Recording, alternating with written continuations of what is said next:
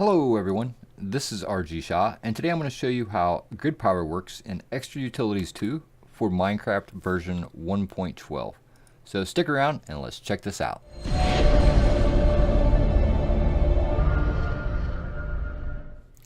So what is grid power?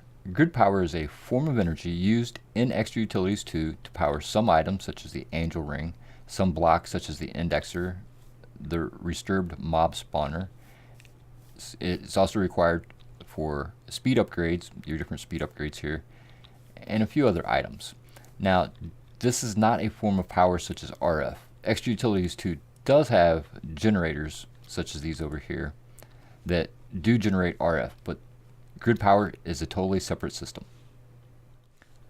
So in the Extra Utilities 2 manual, it explains grid power starting on page 8. In short, it explains that generators produce power passively from the environment.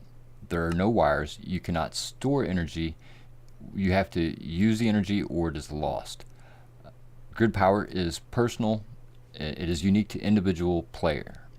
Now you can share it with special instructions found here in the book as well.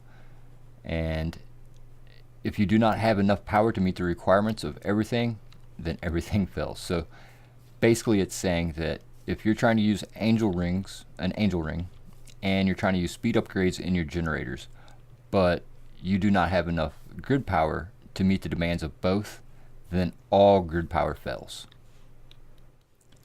So to generate our GP, or our grid power, we're going to use mills.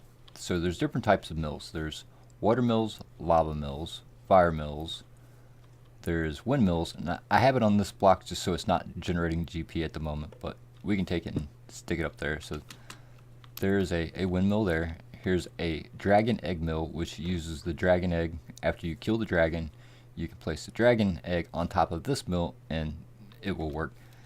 And the first three that you can use are the lunar panel, the solar panel, which both generate 1 GP each, and the very first one I would make myself would be the manual mill.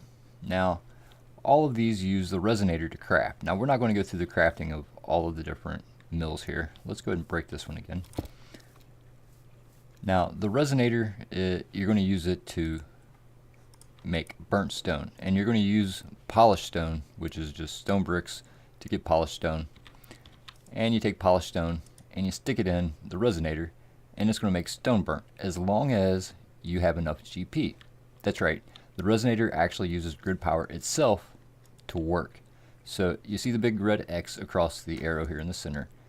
That means the grid actually says the grid is overloaded. So we need to generate GP, and the easiest way to do it at this beginning is with the manual mill. So once you craft a manual mill, you can just right click the manual mill and it'll start spinning and you will be manually making grid power. So you can see down underneath of the manual mill it says grid power 6, 7 out of 15, and then it starts over. So what it's doing is once it gets enough over here, it's going to craft the next cycle. So we'll go ahead and make another stone burnt here. So we're creating grid power, and if we look over here, we don't have enough. But if we look, we're at power 7.76 of 8 GP, so we need just a little bit more. So we spin it just for a little bit longer, and there we go. So there's stone burnt. And we can keep doing that until we get enough stone burnt to craft the first mills that we need, or solar panel. So if we look at the crafting recipe for the solar panel, it just uses polished stone. So you can actually create, using just a polished stone, you can create the manual mill, the solar panel, and if we look at the lunar panel, it also just uses polished stone. Now, so you can craft all three of these without making stone burn. Now the rest of these, the water mill, fire mill, lava mill, windmill, and dragon egg mill, all actually use stone burn in the recipe. So there's some stone burn. So that's what you're going to use the resonator for, is to craft a lot of your items. Now the resonator will also be used to craft additional items in Extra Utilities 2, but we will not be covering those. Okay, let's go over some of the actual mills themselves along with the solar panel. So if we place down a solar panel, you can see that this solar panel is generating 1 GP. Grid power 0 of 1. We're generating 1 GP. If we remove it, it goes back to 0. Now the same goes for the lunar panel. Place it in the daytime, nothing happens. So let's turn it to night.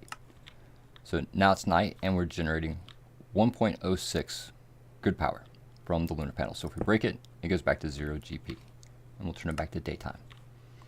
Alright, so let's move on to the fire mill. Now the fire mill, as the name implies, it uses fire. So we have some netherrack underneath of it. We're going to light it on fire, and now the fire mill is generating 4 GP. So just by having fire underneath of the fire mill, it generates 4 GP. Let's go ahead and turn that out. Okay, so now over here we have a lava mill. Now the lava mill and the water mill use flowing liquids. The lava mill using lava, so we'll place some lava 1 block away from the actual lava mill, and now you can see that the lava mill is generating 3 GP. There's certain conditions where it can generate a little bit more, up to 4 GP total for this lava mill, but that's the most it can ever generate is 4 GP. Now the water GP is a little different than the rest of them because it can actually work on all 4 sides. So if we take water and place it a block or 2 or 3 away, we can see that from this distance it's flowing 3 blocks, it's generating 3 GP. So we'll remove that, fill that back in, fill that back in, and now we're going to place water 1 block, so there's going to be 1 space in between it for flowing water.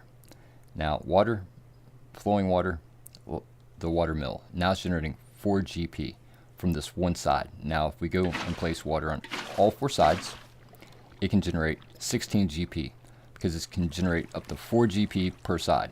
4 times 4, 16. There, we did math. Alright, so that's how the water mill works. Let's go and get rid of this so that our GP goes back to 0. And we'll move on to the dragon egg mill.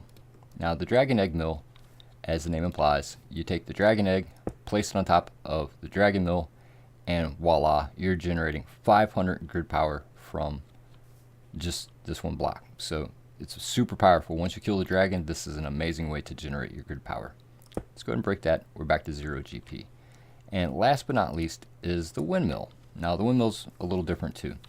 So just by placing it down, it does stuff because there's wind. Can't you feel it? Can you feel the wind through my hair? Oh wait, I'm bald. So yeah, it's up to 208, 210.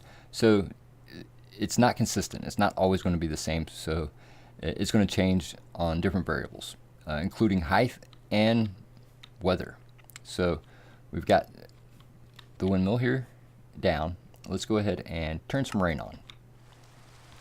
So rain is supposed to also affect it. So now we're up to 4.44, 43, 41, and it's coming back down. So it will fluctuate, but while it's raining, it will generate, and thundering and lightning and storming, even better, it's going to generate more GP. So let's turn that rain back off. And as you can see, it dropped back down instantly to 2, now it's down to 1.3. So that is how the windmills work. Alright, so let's look at the optimal setup for the water mill. It's one of the more popular ways for people to generate good power. So let's go ahead, and fill some of this in here real quick. And we're just going to use this little area to generate our 16 GP. So if we get our water out, we want water to flow on this face and on this face 1 block away. And we can do that by putting it in this diagonal corner. So it's just flowing 1 block, same as when the water was here. And now we're generating 8 GP, 4 from each side. And if we place water in this corner, now you're generating the full 16 from just 2 water sources. Now if we take another water mill and we place it kind of in the same place where this one is, so we want it to be in that corner, so we can come here, place this water mill, break this block, and now we're up to 8 GP from these 2 corners, right? So we can do it again in this corner, 3 blocks here, so we're going to place water in this corner, and now it's generating 16. So this water mill and this water mill, between the 2 of them, they're generating 32 GP. That's probably going to be where a lot of people are going to want to get to, is 32 GP, because the angel ring which is why a lot of people is probably watching this video. It uses 32 GP. So you can achieve 32 GP, so your angel ring will work with just 3 water sources, 1, 2, 3, and 2 water mills. So super cool, super cool. Okay, so let's look at some of the other things that are going to require GP. We saw that the angel ring requires 32. Let's look at the indexer. So if we pull the indexer out, it says the indexer requires 8 GP. So if we take some water and we place it over on this corner, so now we're just generating 8 GP, and we need 8 GP. So if we look at our grid power, it says 8 of 8. Now the first number is how much we need. We need 8 because this over here is requiring 8. So we're generating 8 because we're touching two sides. 4 times 2, 8. So we're generating exactly what we need for the indexer to work. So the indexer would work. I'm not going to go over the indexer if you don't know what it is. A super cool block though. So let's go ahead and pull this back up.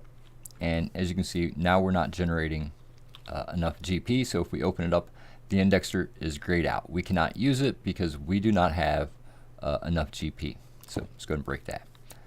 Now, I know some people have trouble with their disturbed mob spawners when they're trying to use them.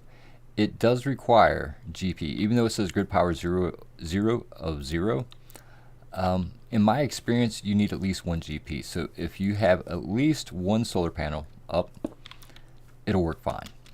And since we're out here in the daytime, it's not actually going to work. But so if you're having issues with your disturbed mob spawner, check your grid power. Make sure you're generating enough grid power to run everything you're supposed to, plus 1. Even though it's not going to use that 1, it just needs to have some grid power, from my experience.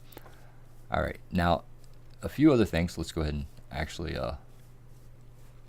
take that back up. Let's destroy this. Now, your speed upgrades, let's go ahead and grab a few of them out here. So we grab some of these. No, that's not what I wanted to do. Grab those and grab these. So there are different tiers of speed upgrades. The very basic speed upgrades you can make can only go in stacks of 4. So if we grab some more speed upgrades, no, I want more speed upgrades. Let's grab them from in here then. And so as you can see, even when I'm shift clicking them into my inventory, it's only stacking in 4. Now these are used in everything from like furnace. You can add speed upgrades. So when we added 4 speed upgrades and we point here, it says grid is overloaded. So if we point at the block, it says it needs 4.38 of 0. We are generating no grid power. But for this furnace to work with these 4 speed upgrades, it needs 4.38 grid power. So if we go back over to our water mill and we throw some water there, now we're getting 8. When we go back over here, you'll see that it actually will work fine. We would just have to put fuel in it. But just showing you how it works. We're not going to actually play with the generator.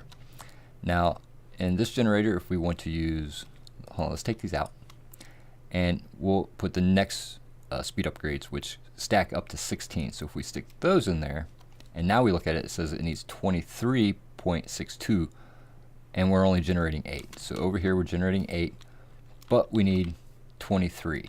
So we need to generate more GP. So that's where we would add in some more water. Now we're generating 24 GP. So if we go back and look, 23.62 of 24, no red X. That means it's good to go. It will work. And we continue on to the ultimate speed upgrade, which will stack up to 64 times. So if we stick 64 speed upgrades in here and we point at it, it says that we need 192, but we're only generating 24. So this is where things like your angel ring, if we were wearing it, let's go ahead and grab one and stick it on our person here. I'm actually going to have to go into here, baubles, put an angel ring on, go back to creative. Alright, so now if you look, it says it's 192 and we're generating 32 plus our angel ring. So actually it's not accounting for it because we're in creative, I think. But yes, so if we take these out, okay, so yep, we're generating 32 from over here. And if we go to survival, did it count?